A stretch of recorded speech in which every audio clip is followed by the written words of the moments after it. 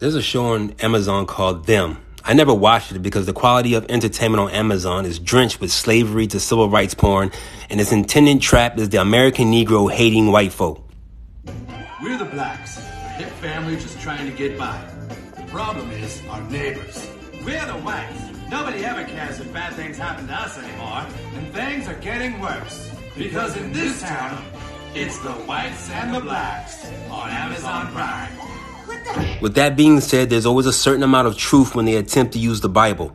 In episode 9 of the first season, they highlight the curses of Deuteronomy, but in a way that the scripturally unintelligent Negro will end up hating the prophecy of his own heritage because the show is set up to hate the white man, and that includes what he stands for and believe in, even if what he believes in does not belong to him.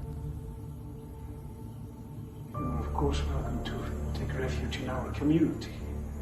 We will send men to see if your wagon can be salvaged, transport your provisions. We are an intentional community devoted to God. Note I say God, not the church. I am an elder. We have no titles here, but brother, sister, no law, say the good book. And the book tells us to welcome the stranger as if they were Christ himself. We are called idol. It is an ancient word for a kind of perfection. No, it's not. In ancient Greek literature and the Oxford Dictionary, it means phantom or ghost.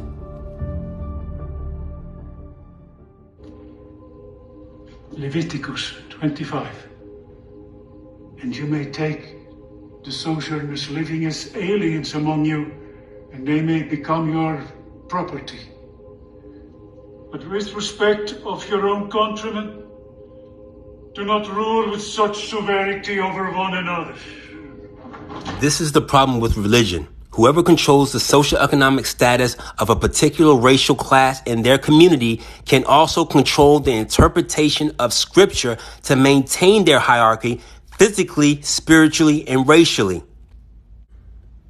Both your bondmen and your bondmaids which you shall have shall be of the heathen that are round about you.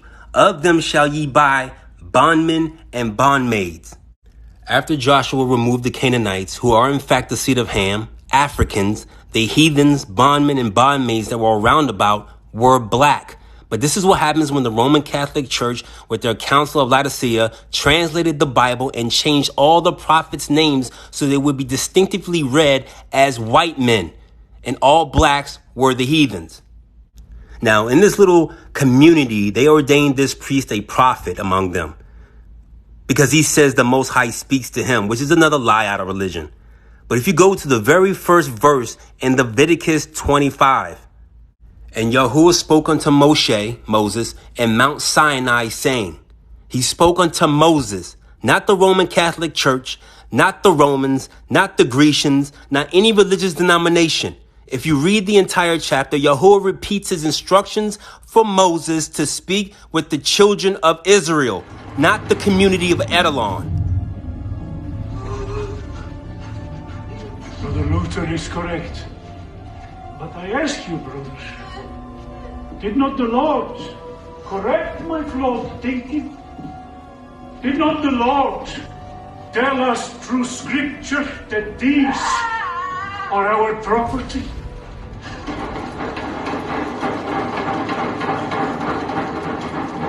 Then how, brother, shall we discharge them? Brothers and sisters, tread carefully. Jesus makes clear that any who do not welcome the stranger will be damned. Damned to hell! You are correct. In Scripture, as always, sister. But we did welcome them. And they repaid us with thievery.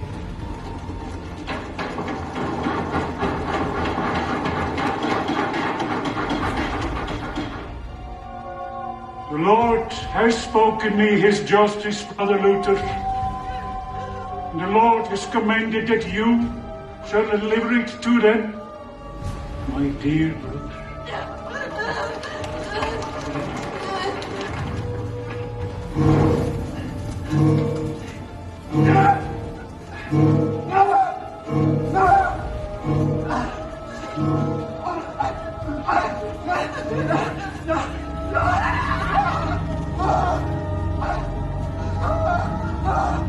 Lord will afflict you with blindness and confusion of minds.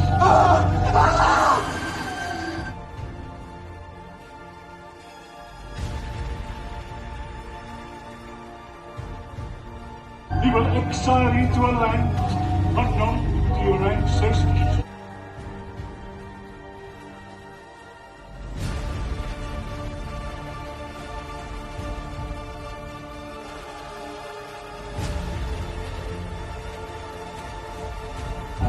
You shall be mocked and cursed among nations.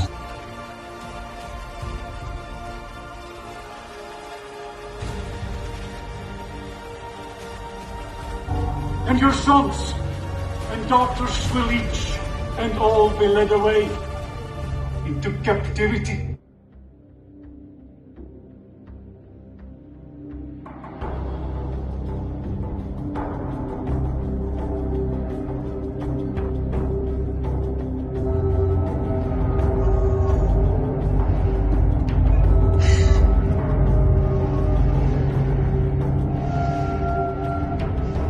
The Lord has made plain his desire for the African race. The Lord has sent every people of the world against them. The Lord has painted the earth red with their fetid, cancerous blood.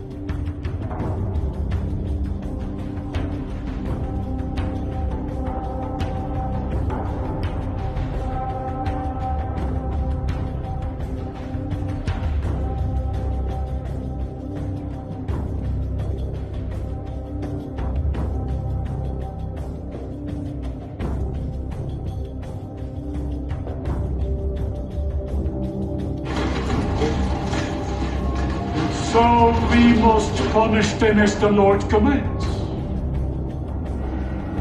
Blind them, he says. So we have blinded them. Curse them, he says. We have cursed them. Cast them out, he says. And so we now must expel them. As our wise flesh expels every impurity that would rot us from within. You are cursed! I curse you! Proud, hates wrongful man. Cursed! I don't know how Lord's word doesn't burst into flame at the sound of your wickedness, you white devil!